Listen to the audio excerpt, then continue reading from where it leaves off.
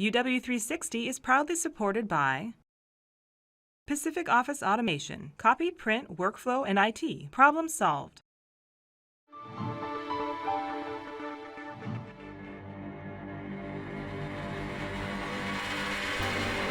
Every time you fire up your computer, there is something you should know. Online scams are a huge problem. A problem that knows no boundaries. Cybercrime and fraud, it can be perpetrated by people anywhere in the world. And the financial losses are staggering. Estimates, from a few years back of more than $100 billion worldwide.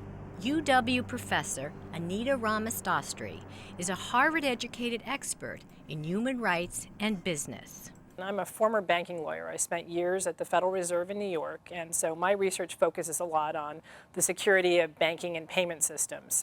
According to Ramasastry, as the virtual world has expanded, so has cybercrime.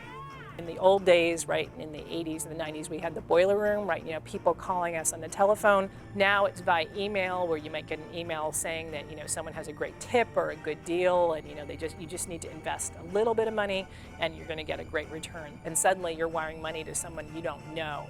But again, it's preying on our own vulnerabilities. The amount of fraud that we see going on right now seems to be moving online. 5 years ago, 20% of fraud was online. Now it's 40%. Doug Shadell is a UW graduate and now the Washington State Director of AARP.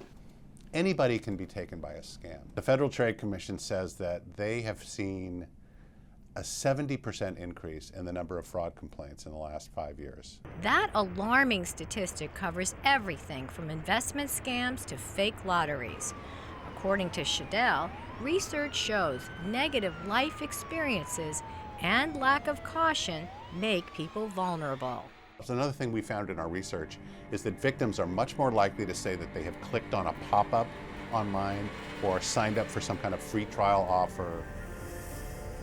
There are cyber-related scams targeting universities, employees, and students, right? So for me, right, the fraudsters are going after us right now. Ramasastry shows us how scammers target certain populations.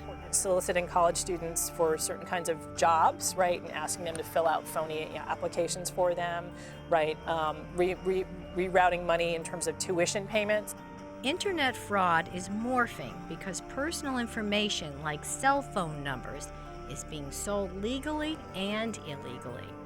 Experts agree fraud is here to stay, but being armed with information is the best defense against becoming a scam victim. There's no one person or one target audience for scams, right? It's about all of us, right? That the fraudsters know that at any moment, one of us could easily be the next target. And so we all need to be vigilant.